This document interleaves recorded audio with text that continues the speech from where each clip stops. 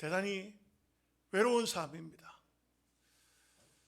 모든 것을 다 갖추고 있어도 인생은 외로운 것입니다. 그렇기 때문에 위로자가 필요하고 또 격려자가 필요합니다. 사람이 가장 힘드는 것이 위로자도 없고 격려자도 없을 때 힘드는 것입니다. 우리가 사는 이 세상의 길은 광야의 길입니다.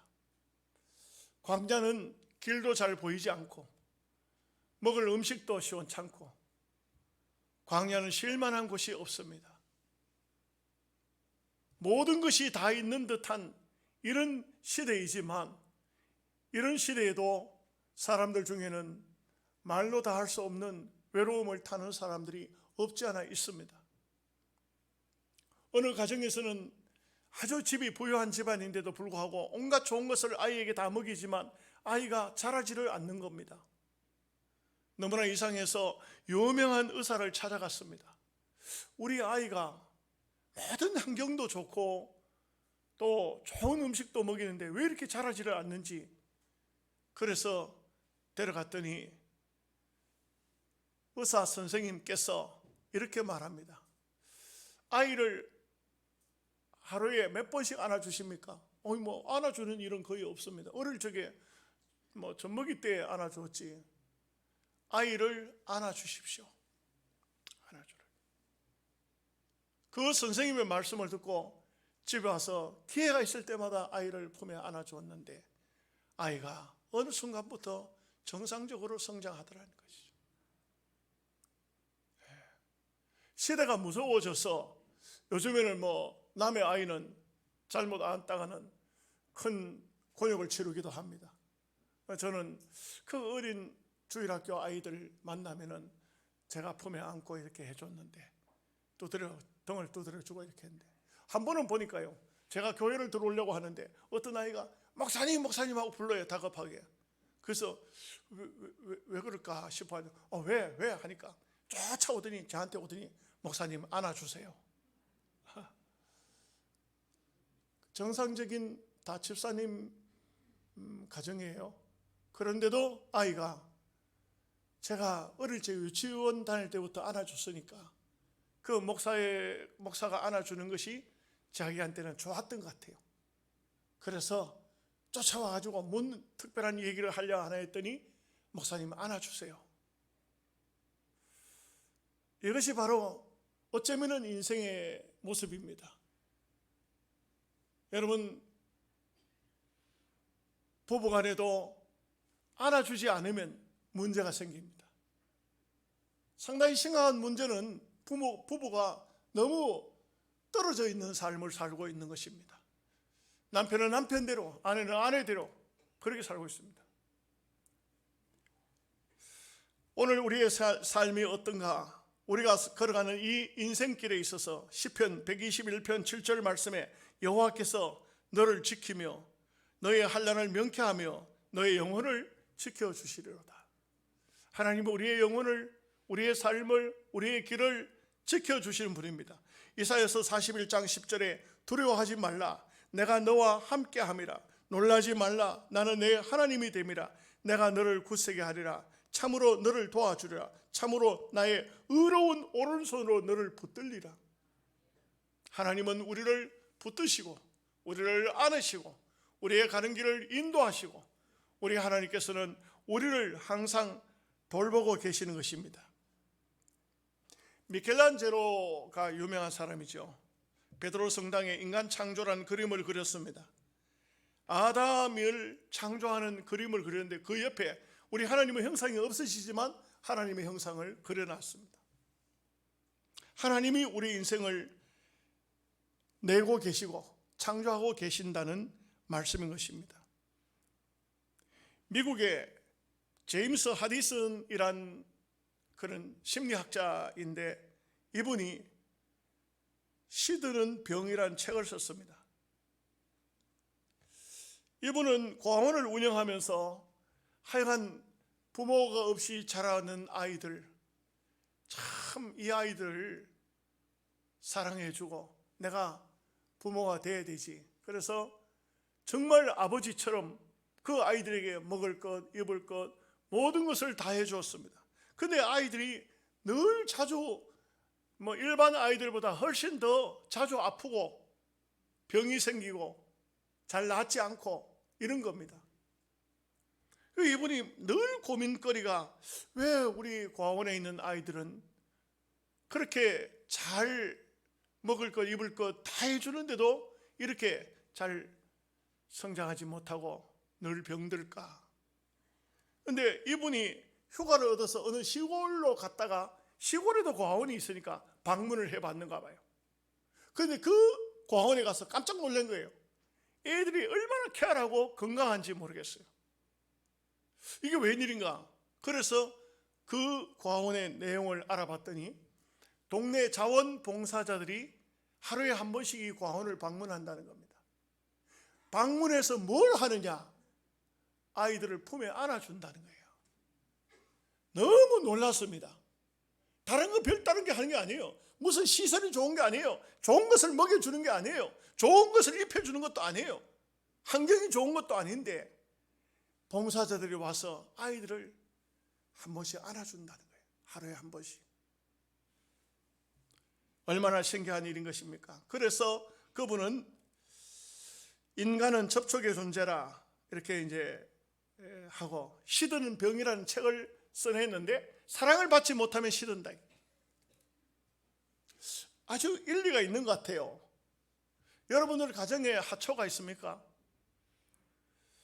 항상 이 하초에 먼지가 앉으면 닦아주고 물을 주고 살피고 벌레가 있으면 잡아주고, 이런 하초는요 굉장히 싱그럽고 좋습니다. 그냥 내버려 두면은 그러면 거의 얼마 가지 않아서 죽어버립니다. 말라 죽어버립니다. 심지어는 어떤 정원의 정원수 같은 경우도 사람이 말을 하고 그 정원수를 향해서 사랑의 말을 하고 사랑의 표시를 하고 물을 주고 이렇게 하면은 그 나무는 더 건강하고 더 잘 자란다는 것이죠. 식물도 동물도 사랑을 받을 줄 알아요. 하물며 오늘 우리가 땅 위에 사는 삶 속에 사람을 사랑하고 사람을 아끼고 서로의 사랑을 느끼면서 산다는 것은 매우 다르죠. 고 옥하는 목사님, 그분이 쓴 책 가운데 이런 글이 있어요. 강야 같은 인생길, 눈물로 걸어도 하늘 아버지의 넓은 가슴에 안긴 자녀는 행복할 수 있습니다. 깊은 슬픔에 잠겨 눈물조차 말라버렸어도 꿈조차 가난하여 내일을 기대할 수 없다 해도 사랑하는 아버지의 품에 안긴 사람은 행복합니다. 우리가 신앙생활을 하는데 영적으로 좀 깊이 말하면 하나님의 품을 찾아오는 것입니다. 여러분들이 주일날 교회를 오는 것은 하나님의 품을 찾아오는 길인 것입니다. 하나님께서 여러분들을 안아주시는 것입니다. 이 하나님의 안아주심을 느낄 때에 우리의 신앙은 정말 건강한 신앙, 아름다운 신앙, 흔들리지 않는 신앙, 하나님의 사랑을 마음속으로 깊이 있게 영적으로 느낄 수가 있는 것입니다. 첫째로 하나님은 당신의 백성을 안아주십니다. 당신의 백성을 안아주십니다. 하나님이 안아주시는 것을 느끼나요? 이재철이라는 사람이 있었습니다. 이분은 자기 어머니가 아주 믿음의 생활을 잘해서 우리 아들 재철이 키우면서 늘 기도해 주면서 앞으로 주의 종이 되어서 훌륭한 사람이 되거라 했습니다. 그러나 아들은 성장하면서 그러면서 이상하게도 빗나가기 시작했습니다. 술 먹고 담배 피우고 노름하러 다니고 어떤 날 새벽 2시까지 술이 만땅이 되어가지고 집으로 돌아왔답니다. 새벽 2시쯤 돼가지고 자기 아내가 잠들어 있으니까 이 문을 열고 들어와서 자기 방으로 들어가서 잠을 자려고 하다가, 그러다가 아내가 잠들었는가 방 안을 살짝 들여다보니까 테이블 하나에 성경책을 보다가 엎드려서 부인이 잠들어 있는 것입니다. 좀 미안하죠? 남편을 기다리다가 잠이 들었는가 봅니다. 가까이 가봤습니다. 살짝 이 문을 열고 성경책을 보다가 밀어놓고 엎드려 있는데 거기에 전에 없던 노트가 한 권이 딱 있는 겁니다. 이 노트를 살짝 끄잡아냈습니다. 그랬더니 그것은 다름이 아니라 아내의 일기장 같은 것이었습니다. 남편 모르게 글자를 쓰고 있었던 것이죠. 그 글을 선체로 읽어봅니다. 부인이 이런 글을 썼어요. 나는 오늘 또 버스를 타고 수유리 너머로 갔다. 시골길을 하염없이 걸으면서 어김없이 죽음을 생각했다. 약을 먹고 죽을까 아니면 손을 그어서 죽을까. 그러나 그것은 내가 할 일이 아님을 다시 한번 확인하고 돌아섰다. 나를 살리기 위해서 십자가에서 돌아가신 주님께서 주님의 뜻을 위하여서 남편을 내게 맡겨주셨으니 나는 남편을 사랑해야 한다. 주님께서 사랑하라 명령하셔서 나는 사랑해야 되지만 나는 나약하여서 할 수 없다. 주님 도와주세요. 이런 글이었습니다. 이분은 그 글을 읽다가 정말 심장이 멈추는 줄 알았습니다. 내가 아내에게 도대체 어떤 존재인가? 내가 도대체 누구인가? 막 심장이 멈춘과 동시에 귀에서는 북소리처럼 큰 뭔가가 들리기 시작했다고 합니다. 너무나도 마음이 아팠고 너무나도 괴로웠어. 침실 자기 방에 들어가서 의자에 앉은 채로 울고 또 울었답니다. 한참 울고 있는데 누군가가 뒤에 와서 딱 앉는 것입니다. 아내가 자다가 말고 깨어서 나와서 나를 안았는가 이렇게 싶어서 돌아보니까 아무도 없는 겁니다. 내가 좀 잘못 느꼈나? 그리고 다시 자세를 바로 앉았는데 누군가가 또 와서 앉는 것입니다. 이상하다 싶어서 뒤를 돌아봤는데 없는 것입니다. 세 번째 그런 현상이 나타날 때에 세 번째 그런 현상이 나타나면서 하나님의 소리가 들리기 시작했습니다. 제철아, 나는 너를 한 번도 버린 적이 없단다. 그 주님의 음성이 마음속에서부터 들려오자 그는 크게 통곡을 하면서 눈물을 흘려 울고 그날 그 즉시로 술, 담배를 다 끊고 트럼프를 끊고 그리고 그날부터 직장을 사표내고 바로 신학교에 공부를 하러 갔습니다. 이분이 바로 이재철 목사님이십니다. 누가복음 15장 20절 말씀에 이에 일어나서 아버지께로 돌아가니라. 아직도 거리가 먼데 아버지가 그를 보고 측은히 여겨 달려가 목을 안고 입을 맞추니 누가복음 15장의 탕자의 이야기입니다. 탕자는 아버지의 재산을 가지고 나가서 창기와 함께 먹어버린 방탕아입니다. 그러나 이 탕자가 정말 이 세상 세파 속에 견뎌낼 수가 없고 더 이상 살아갈 방법이 없다는 것을 알고 아버지께로 돌아온 것입니다. 거리가 멀지만 아버지는 날마다 대문 앞에 나와서 아들을 기다린 것입니다.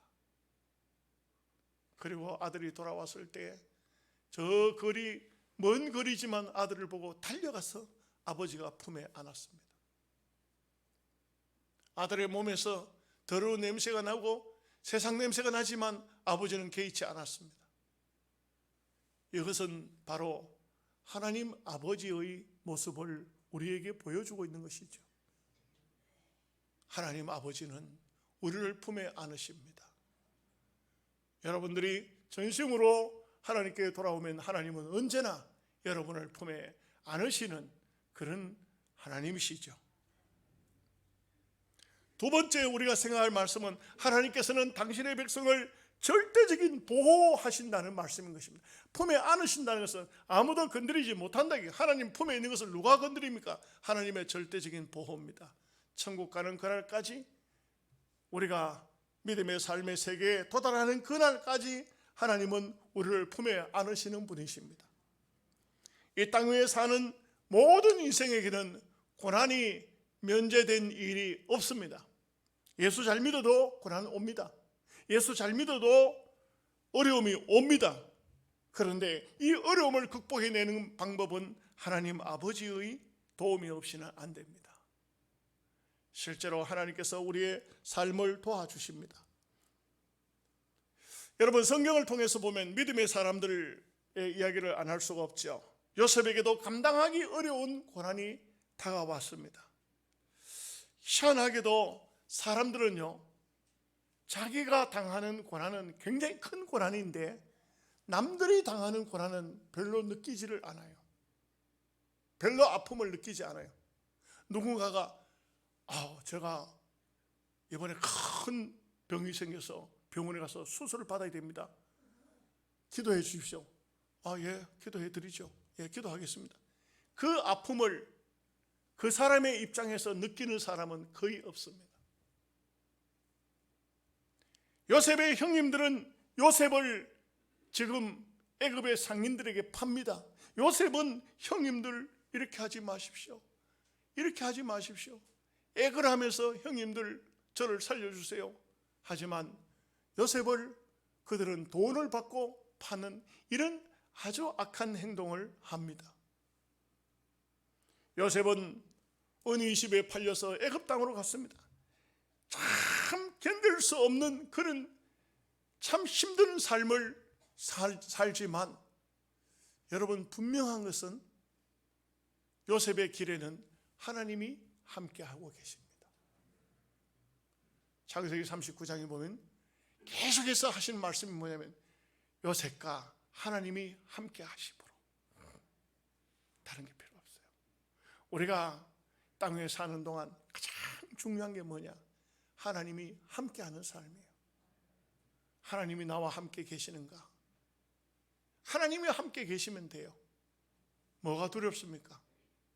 뭐가 그렇게 힘듭니까? 여러분 힘드십니까? 여러분 많이 어렵습니까? 어려운 것이요, 하나님이 함께 한다는 사실을 확인하면 어렵지 않아요. 그냥 감사해요. 세월이 지나고 시간이 지나면 그것은 다 간증거리예요. 다 하나님의 은혜이고 축복입니다. 이런 과정을 겪지 않은 사람은 하나님 앞에 진정한 신앙을 찾은 사람은 아니에요. 요셉과 거의 대비가 되는 사람이 다윗이라고도 해도 별 말할 사람이 없을 것입니다. 다윗도 참 엄청난 고생을 했어요. 다윗도. 근데 요셉은 그런 말을 안 했지만 다윗은 어떤 말을 했냐면, 그렇게 고난을 겪고 난 다음에 시편 23편에 보면 거의 성경학자들이 시편 23편은 다윗의 말년에 쓴 시라고 합니다. 다윗의 마지막 인생의 삶이 끝나갈 때 뭐라고 했냐면, 주께서 나와 함께 하시니 내 잔이 넘치나이다. 이거는요, 일반인들은 절대 그런 경험을 못합니다. 그렇게 말을 못합니다. 정말 힘들고 어려운 그 삶 속에 하나님이 함께 하셨다는 것을 확인한 사람이 잔이 넘치듯이 감격스러운 자기의 간증을 할 수가 있는 것입니다. 여러분, 큰 어려움을 겪은 사람은 큰 간증을 남깁니다. 하나님이 여러분의 삶 속에 언제나 함께 하신다는 것을 우리는 꼭 기억해야 됩니다. 사무엘상 25장 29절 말씀에 이런 말씀이 나옵니다. 사람이 일어나서 내 주를 쫓아 내 주의 생명을 찾을지라도 내 주의 생명은 내 주의 하나님 여호와와 함께 생명 싸개 속에 쌓였을 것이요 내 주의 원수들의 생명은 물매로 던지듯 여호와께서 그것을 던지시리이다. 참 어떻게 이렇게 신앙적으로 다윗에게 하나님이 다윗을 보호한 것을 믿음으로 이렇게 말할 수 있을까요? 이게 누구가 한 말인지 아십니까? 나발의 아내 아비가일이 한 말이에요. 놀랍죠? 여러분, 다윗에게 있어서 정말 이 아비가일 어떤 관계일까요? 나발이 죽자 즉시로 다윗이 이 아비가일을 아내로 맞아요. 누가 뭐라 하든지 상관없어요. 다윗은 아비가일을 아내로 맞아들여요. 왜 그러냐? 이 아비가일의 신앙이에요. 믿음이에요. 다윗을 보는 신앙의 눈이에요. 하나님께서 당신을 생명 싸개로 싸고 있으니까 그 누구도 못 건드릴 겁니다. 그리고 당신을 핍박하는 사람은 물매로 돌 던지듯이 멀리 하나님께서 던져버릴 것입니다. 이 다윗이 참 고난길에서 힘들고 어려울 때에 이런 위로자의 말은 가장 주변에 있던 요압도 아니고 아비새도 아닙니다. 어떤 사람도 이런 말을 하지 않았습니다. 아비가일이 이런 말을 했어요. 참 저는 볼 때 이 아비가일이라는 여인은 성경에 나오는 그대로 정말 지혜로운 여인 같아요. 잠언서에 나와 있잖아요. 현숙한 여인을 찾아서 얻겠느냐? 그 값은 진주보다 더하니라. 이런 여인이 뭐 유부녀거나 뭐 가부거나 무슨 상관이 있어요?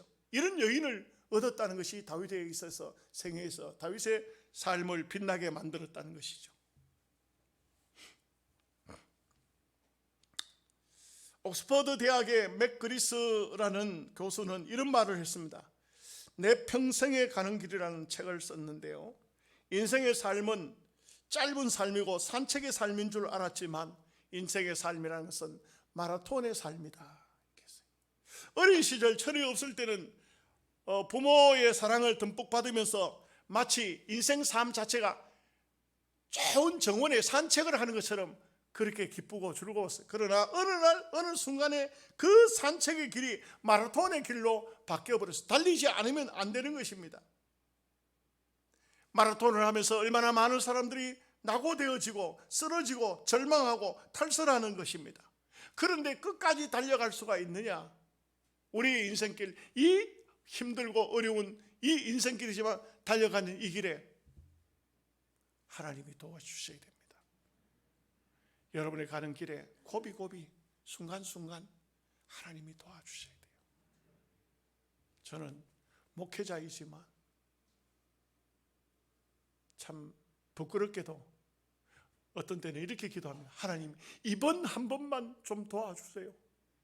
이번 한 번만 도와주세요. 근데 한 번만 했던 말이 또 다음에 어려움을 당하면 또 그렇게 기도하더라고요. 또 그렇게, 하나님 또 한 번, 이번 한 번만 좀 도와주세요.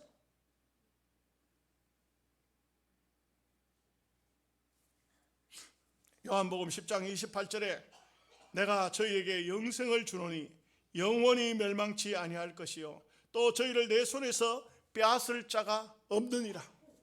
하나님은 우리를 영원의 세계에 들어가는 그날까지 우리를 도와주실 분이십니다.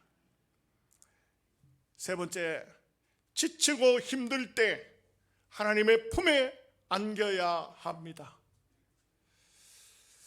여러분, 제가 몇 번 이 글을 각색을 하기도 하고 또 글을 써서 다른 곳에 제가 각색해서 올리기도 했던 무명의 어떤 시인이 쓴 시가 하나 있어요.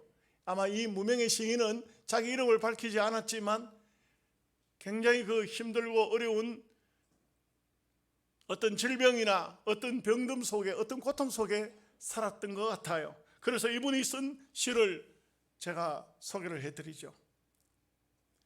병들지 않으면 드리지 못할 기도가 있다. 병들지 않으면 부르지 못할 찬송이 있다. 병들지 않으면 믿지 못할 이적이 있다. 병들지 않으면 듣지 못할 말씀이 있다. 병들지 않으면 가까이 할 수 없는 성경이 있다. 병들지 않으면 우러러 보지 못할 성안이 있다. 병들지 않으면 나는 인간도 될 수 없다. 참 이분은 짧은 시지만 굉장히 그 울림이 있더라고요. 병이 안 왔더라면 하나님 앞에 그렇게 깊이 있는 기도를 할 수가 없다. 병들지 않았다면 그 말씀이, 하나님 말씀이 자기 귀에, 자기 심령에 그 말씀이 안 왔을 것이다. 어쩌면은 고난, 병듦, 아픔, 이것은 우리에게 절대 절망은 아닙니다. 여기에서 하나님의 도우심만 있으면 그것이 바로 간증이요, 그것이 바로 우리의 신앙의 예수 믿는 증거라고 할 수 있습니다. 여러분의 삶 속에, 여러분의 인생 길에 우리 하나님이 동행하시고 함께 하시는 그런 귀한 역사를 절망 중에서 발견하게 될 것입니다. 여러분들이 낮아지고 아파지고 괴롭고 고통스럽고 가장 밑바닥에 엎드렸을 때 그곳에서는 하나님을 만날 수 있는 계기가 되는 것입니다. 가장 큰 하나님을 만날 수 있는 계기. 잘 되는 사람, 높이 올라간 사람, 맨날 그 모든 게 성공하는 사람은 그 자리에서는 하나님을 찾지도 않을 뿐만 아니라 하나님을 만날 수 없어요. 여러분의 인생을 살다가 너무 힘들죠. 그런데 그 힘든 속에 그때 돌아보면 하나님이 함께 하셨더라 이거죠. 저도 저의 경험이지만 참 비가 오는 날 밤 산 위에서 바위 밑에서 하나님 나를 한 번만 만나주세요. 한 번만 만나주세요. 하나님이 살아계신다는 것만 좀 내게 알려주십시오. 그러면 내 일평생 하나님을 위해서 살겠습니다. 처절하게 부르짖었어요. 근데 아무 음성도 안 들렸고 아무 어떤 환상이나 계시도 없었어요. 그런데 시간이 지나고 세월이 지나고 보니까 이게 웬일입니까? 그때 하나님이 나와 함께 하셨더라고요. 그곳에 하나님이 계셨더라고요. 그날 그 밤 하나님이 계시지 않았다면 어떻게 제가 제 인생길을 지금까지 걸어올 수가 있었을까 생각할 때 하나님 감사합니다. 저는 몰랐지만 그날 그 밤에 주님이 나와 함께 하셨군요. 깨닫게 되는 것입니다. 게테는 이런 말을 했습니다. 어두운 밤에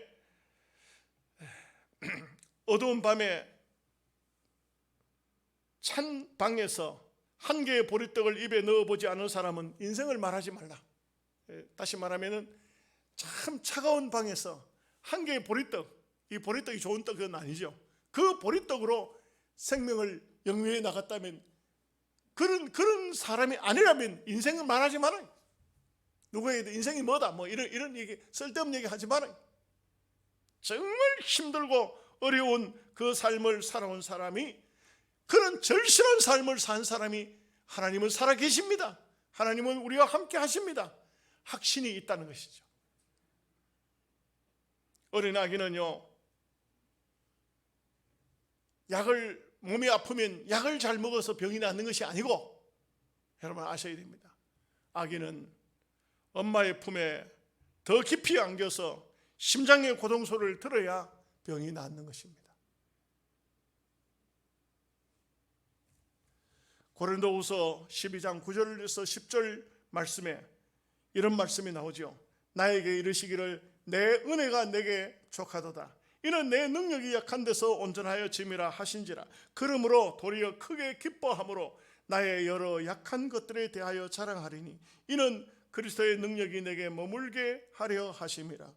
그러므로 내가 그리스도를 위하여 여러 약한 것들과 능력과 궁핍과 박해와 공고를 기뻐하노니 이는 내가 약할 그때가 강함이라.